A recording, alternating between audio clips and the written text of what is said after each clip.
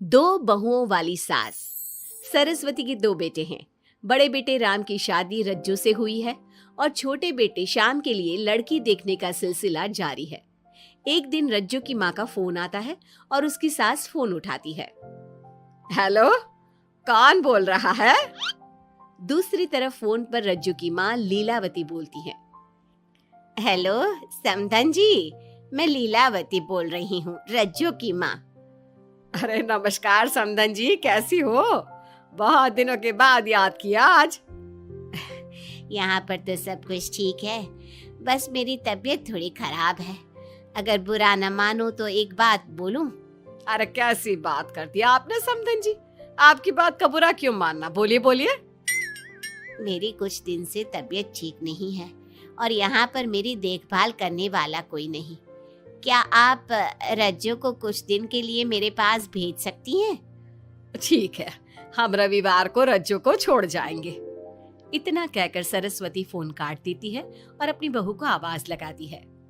रज्जू, ओ रज्जू, जल्दी यहाँ आना तो। क्या हुआ माँ जी, कुछ चाहिए था क्या? अरे नहीं, कुछ नहीं चाहिए। अभी तुम्हारी माँ का फोन आया था, उनकी कुछ दिन से तबीयत खराब है, वो तुम्हें बुला रही है। राम को फोन करके कह दे कल की 2 ट्रेन की टिकट करा देगा, मैं भी जाऊंगी तुम्हारे साथ। इतना सुनते ही रज्जू राम को फोन करके सारी बात बताती है और 2 टिकट के लिए बोल देती है। शाम को खाने के टेबल पर सब रज्जू के जाने की बात करते हैं। तब रज्जू का देवर श्याम कहता है, भाभी आज बहुत खुश लग रही हो, मायके जाने की इतनी खुशी, उफ। खुश क्यों ना हो देवर जी, कितने दिन बीत गए अपनी माँ से मिले, और इस बार तो मैं 1-2 महीना रह कर ही आऊंगी। जब आपका मन करे तभी आना। अच्छा एक बात तो बताओ, वहां से क्या लाओगी मेरे लिए? देवर जी, कहो तो देवरानी ले आओ। वैसे भी सभी घर वाले चाहते हैं कि आपकी जल्दी से शादी हो जाए। श्याम शर्मा जाता है और चुप हो जाता है। इतने में राम कहता है, रज्जू, तुमने जाने की सारी तैयारी तो कर ली है ना? कपड़े तो रख लिए ना?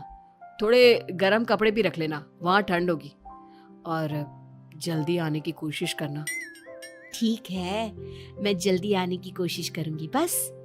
अगली सुबह दोनों जाने की तैयारी करने लगी। राम उन्हें स्टेशन छोड़कर घर वापस आता है। कुछ घंटों बाद रज्जू और सरस्वती गांव पहुंच जाते हैं। रज्जू अपनी माँ को देखकर बहुत खुश होती है। माँ, आप अपना बिल्कुल भी ध्यान नहीं रखती, कितनी कमजोर हो गई हैं आप। अब बेटा क्या ध्यान रखूं, उम्र भी तो हो गई है, ये बीमारियां तो लगी रहेगी।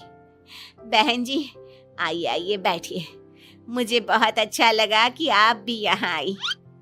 अगले दिन सरस्वती अपने घर वापस जाने लगती है तो लीलावती से कहती है, बहन जी ध्यान रखना आप अपना, आपकी तबीयत ठीक हो जाए तो आप भी रज्जू के साथ आ जाना, रज्जू के बिना तो घर सूना सूना लगेगा। अब सरस्वती अपने घर आ गई और घर की सारी जिम्मेदारी भी उस पर आ गई। एक दिन वो कपड़े धोकर छत पर सुखाने जाती है। बाल्टी में से टपकता पानी सीढ़ियों को गीला कर देता है और नीचे उतरते समय रज्जू की सास यानी कि सरस्वती देवी का पैर फिसल जाता है और वो गिर जाती है। ओह, अरे मेरी माँ मर गई, मेरा पैर तो गया। लेकिन घर में कोई नहीं था। सरस्वती जैसे तैसे अपने आप को संभालती जाकर कुर्सी पर बैठती है। वो अपनी बहू के बारे में सोचती है, अगर रज्जू होती तो मुझे संभाल लेती और घर भी संभाल लेती। अब घर के काम कौन करेगा? मैं डॉक्टर के पास कैसे जाऊं? बहुत दर्द हो रहा है। जब राम और श्याम घर आते हैं तो अपनी माँ की ऐसी हालत देखकर वो जल्दी से डॉक्टर को बुलाते हैं। डॉक्टर सरस्वती के पैर पर पट्टी बांधता है और उसे आराम करने की सलाह देता है। राम कहता है, माँ आप बस आराम करो, मैं रज्जू को खबर कर देता हूँ, वो कल ही यहाँ आ जाएगी। अरे रहने देना बेटा, उसकी माँ की तबीयत ठीक नहीं है, कुछ दिन में वो खुद ही आ जाएगी, उसे परेशान मत कर। माँ अब हमें श्याम की भी शादी कर देनी चाहिए, कभी घर में कोई ऐसी परेशानी आती है तो कोई तो होगा घर संभालने वाला। आप और रज्जू की घर के काम काज में मदद भी हो जाएगी। कुछ समय बाद श्याम की शादी सीमा से हो गई। लेकिन सीमा ने तो आते ही घर में क्लेश शुरू कर दिया। वो छोटी छोटी बातों पर लड़ती और उसे देखकर रज्जू का भी बर्ताव बदल गया। एक दिन सीमा सुबह उठने में लेट हो गई और रज्जू ने नाश्ता बना दिया। सभी अपने अपने काम पर चले गए। जैसे ही सीमा अपने कमरे से आई तो रज्जू ने कहा, तुम साफ सफाई कर लो, मैं कपड़े धोने जा रही हूँ, जल्दी काम हो जाएगा। रज्जू की बात सुनते ही सीमा आग बबूला हो गई और कहने लगी, आज मैं उठने में लेट क्या हो गई? आप मुझ पर हुक्म चलाने लगी। मुझसे कोई इस तरह से बात करी है मुझे बिल्कुल भी पसंद नहीं है। अरे सीमा, ये किस तरह की बात कर रही हो तुम मुझसे? मैंने कोई हुक्म नहीं दिया तुम्हें। मैं तो बस काम को जल्दी खत्म करने की बात कर रही हूँ। उन दोनों की नोक झोंक सुनकर सरस्वती बाहर आ जाती है और दोनों को समझाती है। शाम को सब एक साथ खाना खाने लगे। लेकिन खाने के बाद जब सब अपने कमरे में चले जाते हैं और खाने की टेबल पर थाली यूं ही छोड़ देते हैं, सरस्वती को ये देखकर बहुत गुस्सा आता है। वो दोनों बहुओं को बुलाकर कहती है, तुम सब खाना खाकर चले गए, अब ये बर्तन कौन उठाकर रखेगा? मेरे लिए छोड़कर गई हो सारा काम। तुम दोनों को शर्म नहीं आती? अब दोनों बहुएं एक दूसरे के ऊपर बात टालते हुए फिर लड़ने लगी। ये देख सरस्वती परेशान हो गई। उसने दोनों को डांटा और उन्हें अपने कमरे में भेज दिया। सरस्वती ने जूठे बर्तन धोए। कुछ दिन इसी तरह चलता रहा। अब दोनों सास की नजरों में एक दूसरे को गिराने में लग गई। माँ जी, जब भाभी फोन पर बात कर रही थी ना, तो कह रही थी मैं अपने मायके चली जाऊंगी तो देखते हैं कि कौन काम करता है। और ये हम सबकी बुराई कर रही थी वो। बहू, किसी की बात चुपके से सुनना गलत है ना। तुम आज के बाद ऐसा मत करना। अब तुम जाओ, मैं रज्जू को समझा दूंगी। सरस्वती ने रज्जू से बात करके उसे समझा दिया। लेकिन रज्जू को अपनी देवरानी पर बहुत गुस्सा आया। अब वो भी सीमा की चुगली अपनी सास से करने लगी। अगले दिन रज्जू अपनी सास के कमरे में जाती है और कहती है, मैंने सीमा को बात करते सुना था। वो देवर जी से कह रही थी कि अगर हम लोग अलग कहीं रहे तो हम ज्यादा खुश रहेंगे, रोज रोज की लड़ाइयों से भी बचेंगे। सरस्वती को इस बात पर गुस्सा तो बहुत आया, लेकिन उसने कुछ कहा नहीं। जब दोनों बहुओं को लगा कि सरस्वती उनकी बातों में नहीं आने वाली, तो उन्होंने रिश्तेदारों और पड़ोसियों से एक दूसरे की चुगली करना शुरू कर दिया। जब सरस्वती को यह बात पता चली तो उसने इनकी लड़ाई को शांत करने का उपाय निकाला।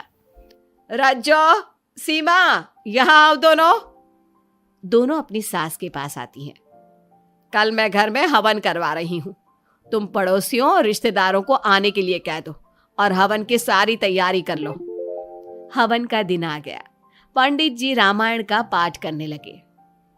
माता सीता से महान कोई पत्नी नहीं। उन्होंने अपने पति के लिए सारे राजपाट, सुख सुविधाएं त्याग दी। अगर कोई पत्नी अपने पति को परिवार से अलग होने को कहती है तो वो पाप की भागीदार होती है और बेटों को भी मां से अलग नहीं होना चाहिए। सीमा पंडित जी की बात बहुत ध्यान से सुन रही थी और उनकी हाँ में हाँ मिला रही थी। ऐसे ही रामायण का पाठ अंतिम सीमा पर आ गया, जिसमें विभीषण के बारे में बताया गया था। अगर विभीषण अपने भाई का भेद न देता तो रावण का विनाश नामुमकिन था। पूजा खत्म होते ही सीमा बोल पड़ी, तभी तो मैं कहती हूँ परिवार में आपसी प्रेम होना बहुत जरूरी है। लेकिन मेरी सुनता कौन है इस घर में? आपसी प्रेम की बात कौन कर रहा है, जिसने घर में आती ही लड़ाइयां शुरू करवा दी। दोनों में फिर से नोक झोंक शुरू हो गई। सरस्वती दोनों को चुप कराते हुए बोली, अरे चुप हो जाओ तुम दोनों, पड़ोसी क्या कहेंगे, सब सुन रहे हैं तुम्हारी बातें। तभी उनमें से एक पड़ोसन बोलती है, सरस्वती बहन, क्यों चुप करवा रही हो अपनी बहुओं को? हमें तो इनके बारे में सब कुछ पता है। ये दोनों हमारे घर आकर एक दूसरे की चुगली करती है। तुम्हारे घर की हर छोटी से छोटी चीज पता है हमें।